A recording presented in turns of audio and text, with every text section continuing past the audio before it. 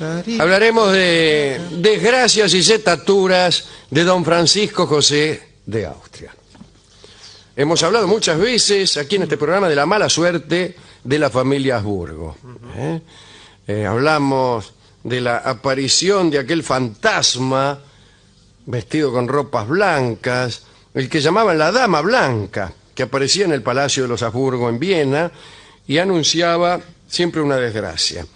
Cada aparición de la Dama de Blanco señalaba que alguien iba a crepar violentamente.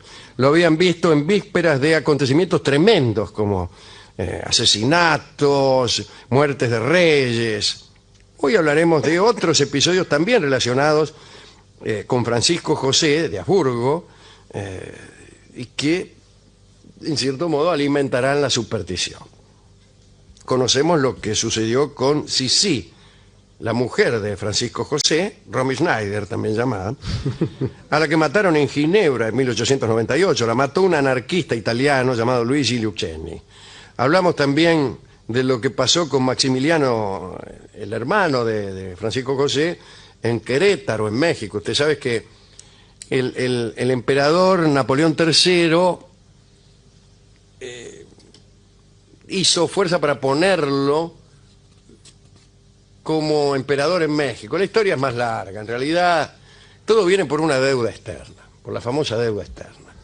México tenía una deuda con algunos países de Europa, entre ellos Francia, la Francia de Napoleón III.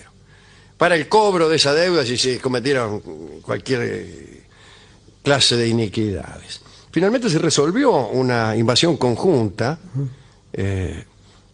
y efectivamente los ingleses y los franceses invadieron México e instalaron al hermano del emperador de Austria, que era Maximiliano de Habsburgo, que viajó a México con su mujer Carlota y viajó después de la ocupación, cuando ya estaban las cosas más o menos tranquilas, y se instaló en México y gobernó durante un tiempete hasta que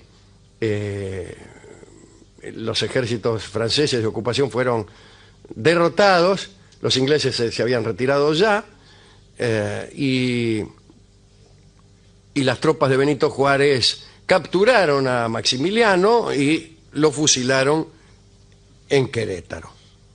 Forma parte también de las desgracias familiares de Francisco José, ya que este era su hermano. Tenía 35 años cuando murió Maximiliano. La mujer de Maximiliano, Carlota, se volvió loca, pero vivió muchísimo, vivió ya hasta nuestro tiempo. Hemos contado, desde luego, la historia del suicidio del hijo de Francisco José, Rodolfo, también conocido como Charles Boyer, y su amante, María Betzera. Se mataron los dos en un suicidio conjunto y pactado en Mayerling en 1899. Todos conocen esa película, ¿no? Y otra tragedia de la familia fue la que desencadenó la Primera Guerra Mundial, el asesinato de Francisco Fernando, que era sobrino de Francisco José. Lo asesinaron, como bien saben ustedes, en Sarajevo en 1914. Pero Francisco José sufrió todavía otras calamidades, o estuvo cerca más que la sufrió, calamidades que no hemos mencionado en este programa, que son bastante menos conocidas. Por ejemplo, tenía Francisco José un hermano que se llamaba Luis Víctor, que no figura en ningún cuadro genealógico de la Casa de Austria, y no figura porque fue piantado. Lo bajaron del árbol genealógico a pedradas.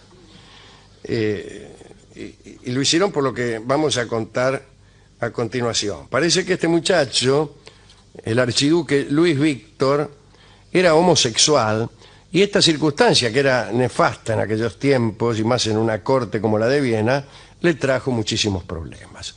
Parece que, además, Luis Víctor se exhibía públicamente con sus amantes, cosa a la cual tenía todo el derecho, pero en aquel tiempo no lo entendían así. Iba, parece, a lugares de mala fama, etc. Pero también organizaba orgías, cosa que por ahí no conviene mucho que ocurra con el hermano menor del emperador de Austria. Y un día cayó la policía y le dijo al emperador: mira, su hermano se manda unas orgías que los vecinos se están quejando. Francisco ordenó tapar como fuese el asunto Me refiero a evitar que se conociera que su hermano tenía esos hábitos, ¿no? Y no tomó ninguna medida. Sin embargo, en febrero de 1875 ocurrió un escándalo que ya no pudo ocultarse. Luis Víctor acostumbraba a ir a una casa de baños vienesa muy elegante que se llamaba Central Bath. Y un día que se dirigió a un señor en la casa de baños y este señor creyó que se le estaba insinuando esas viejas y trágicas historias. El tipo inmediatamente le encajó una trompada. Esto que ocurre todavía hoy, calcule con qué intensidad ocurriría en aquellos tiempos. Luis Víctor le gritó entonces que era el archiduque de Austria y amenazó al que lo había fajado con la cárcel. Pero el tipo se enfureció todavía más y le dio la viaba, le dio una paliza tal que los criados de la casa de baños tuvieron que transportar al archiduque hasta el palacio, desmayado y maltrecho. Y el caso se conoció en Viena y el emperador se enojó. Se enojó. Lo desposeyó del título de archiduque y lo desterró al palacio de Klesheim en Salzburgo. Allí aquel hermano menor de Francisco José vivió como un prisionero. Tenía prohibido salir y, como ya se ha dicho, lo borraron del árbol genealógico. Finalmente, ya bastante después, como 30 años después, en 1914, se declaró oficialmente loco a Luis Víctor. Hasta que en 1919 murió el pobre, ahí encerrado en Klesheim, en el palacio de Klesheim, en la bellísima ciudad de Salzburgo, ciudad cuya belleza poco podía disfrutar el pobre Luis Víctor. Algunos dicen, sin embargo, que tal encierro no tuvo que ver con las preferencias sexuales de Luis Víctor, sino más bien con una infidencia de este. Parece que Luis había advertido una vez a Sisi, la mujer de Francisco José, que el emperador tenía un amante. Y por aquel batimento, el emperador se había enojado y lo había castigado en aquel sentido. Además de esta locura de Luis Víctor, se sucedieron otras desgracias que no hemos contado aquí casi nunca. La prima más querida del emperador, Clara, fumaba a escondidas del emperador y de su padre. Esta sí que es una desgracia. Tener una prima, y la prima más querida, y que fume además. Y a espaldas del emperador y de su padre. Es decir, parece que era una chica muy jovencita y se ocultaba para fumar. Esa era la desgracia. Pero no, esa no era la desgracia en realidad. Un día estaba fumando por ahí en la ventana y cayó, no sé si la vieja o el viejo o alguien, y la chica trató de ocultar el cigarrillo y no tuvo mejor ocurrencia que metérselo en el peinado. Tenía, imagínense, un peinado alto, incluso tenía algunos moños y unas gasas y unos tules, de suerte que agarró fuego el peinado. Y pasó lo que pasa cuando uno esconde un pucho en el jopo, ¿no? Agarró fuego, incluso a favor de la glostora que se había echado la mina, sí, que me parece que es bastante inflamable la glostora. Sí. Y la mina, en vez de irse a pagar a una pileta o sifonearse, como hubiera hecho cualquiera de nosotros, sí, salió corriendo, que es lo peor que podemos hacer cuando se nos incendia el peinado. Claro, por el aire. Y no la pudieron agarrar. Una verdadera tragedia porque se murió. Se murió. No menos que eso, se murió. La mató el cigarrillo. Sí. Para los que no creen, que el cigarrillo hace mal. Bueno. Otra desgracia. A una cuñada de Francisco, este es un programa de chisme, que era hermana de Sisi, como ya lo hacía presuponer el carácter de cuñada, también le sucedió algo terrible. Se llamaba Sofía, y se había casado en 1868 con el duque de Alençon. Los duques de Alençon en general son hermanos del rey de Francia. En 1897 murió quemada en el incendio del Bazar de la Caridad de París. fue al Bazar de la Caridad, justo se incendió, chao. Se cruzaron dos líneas causales y no hubo milagro. Un sobrino del emperador, el archiduque Juan, por sus ideas liberales, se había apartado de la corte, había renunciado al título de archiduque y se había cambiado el nombre. Tomó el nombre de Juan Hort, que es el nombre que uno tiene en general antes de cambiárselo. Pascual. No, después, no, después. Claro. Y todos lo conocían como un dandy. Tenía una amante, la actriz Margarita Stoibel. Juan y Margarita eran admiradores de la obra y también de la vida de Lord Byron. En octubre de 1889 quisieron emular al poeta en sus salidas como navegante. Ya sabemos que a Byron le gustaba navegar y lo hacía casi siempre en compañía de Shelley. Bueno, y Byron tuvo un episodio, creo que con Shelley, en el cual naufragó. Bueno, también lo imitaron Juan y Margarita, que también naufragaron, pero a diferencia de Byron, se ahogaron. Byron no se ahogó y necesitó para morir unas calenturas que se contagió en Missolonghi. Estos no necesitaron de tales fiebres ya que se ahogaron.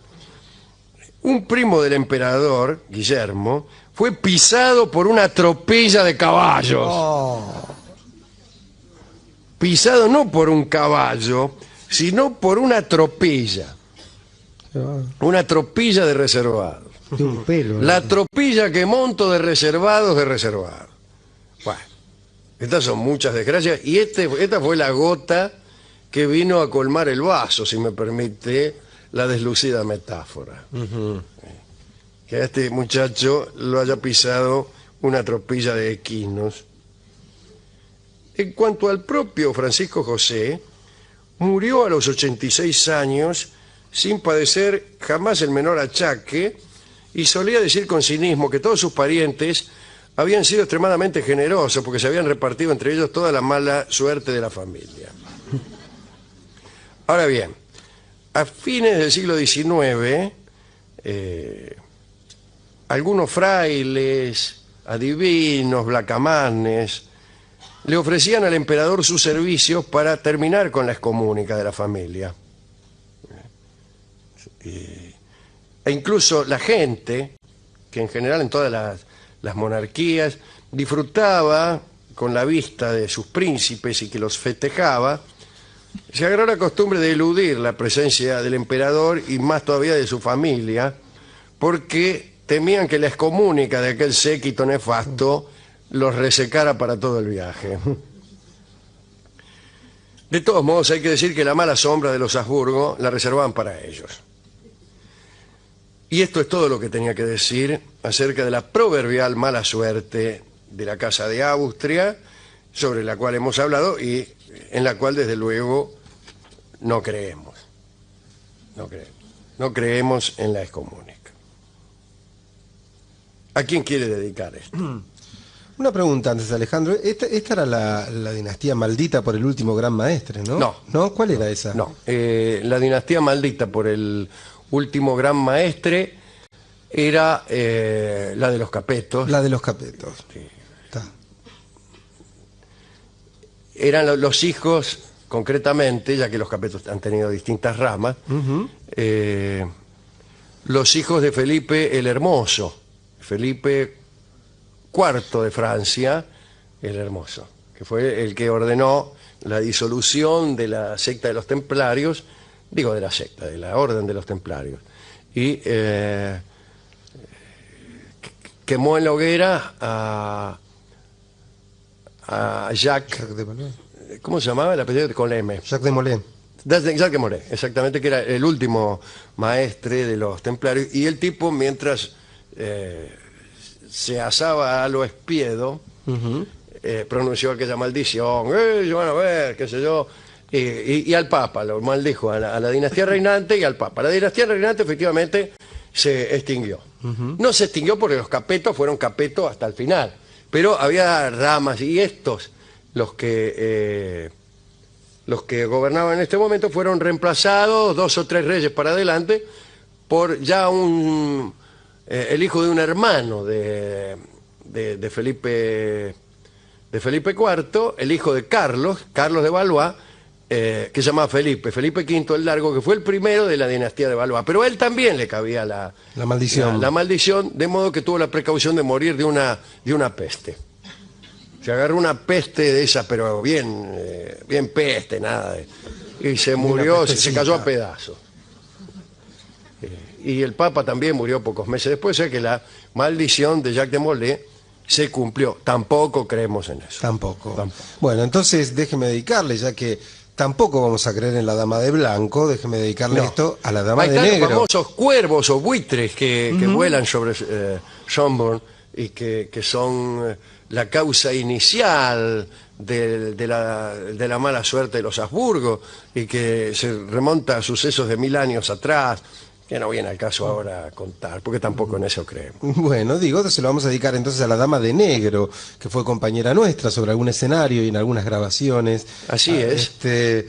Hoy la he visto también a la dama de negro, que no era otra que Julia Senko, que estaba también en el acto de Filmus y Heller. Bueno, en el acto, no era un acto, era una reunión cultural. A la prima que fumaba, pobrecita. A la prima que fumaba, y esto, todas las chicas que fuman, ¿vieron? Sí. ¿Vieron? Ahí tienen. Ahí tenés. ¿Usted dónde escondía el Fasolari cuando su edad o las circunstancias hacían impropio el acto de fumar? Yo no fumaba, Alejandro. Ah, igual, ¿dónde lo escondía? ¿Usted nunca fumó? Sí, pero ya de grande. Me parece haberlo visto fumar alguna vez. Sí. Por hacer una gracia, ¿no es cierto? Pero siempre poquito, 3, 4 ¿Te sentís más hombre fumando? Con ese cigarrillo en la mano. Sí. Te voy a dar fuego cuando llegues a mi altura y puedas encenderlo. Ajá. Le dijo el general Mitre a un petizo. Sí. Si era un niño quedaba fenómeno, pero un petizo queda mal. Bueno, y ya que habló de Shelley, déjeme a Mary Shelley, que usted sabe que a mí me gusta mucho esa escritora. Bueno,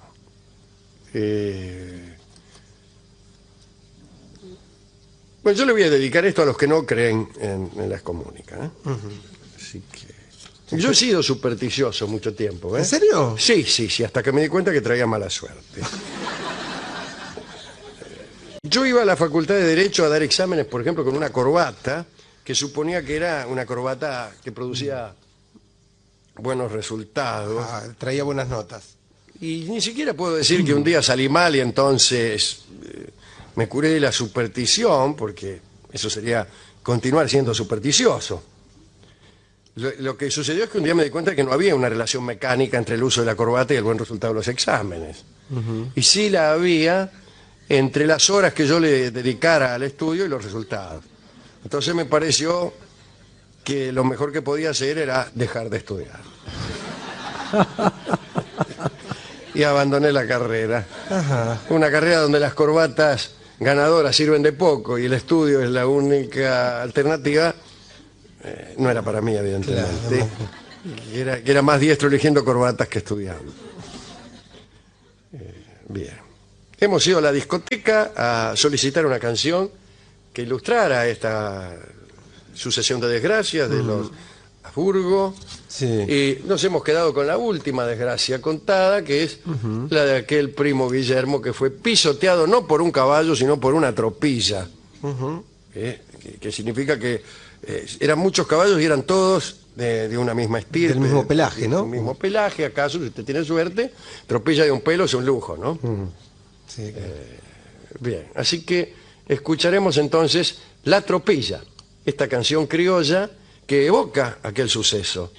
Sí, habla algo de los Habsburgo. No, pero habla desde luego de la tropilla que pisoteó a Guillermo. Por delicadeza no dice nada de Guillermo de Habsburgo, pero de la tropilla dice algo, al menos la primera estrofa. Después divaga en cuestiones de espuelas y amores. Pero no nos engaña con eso el autor. Bien sabemos que está aludiendo a la mala sombra de la Casa de Austria. Carlos Gardel canta La Tropilla.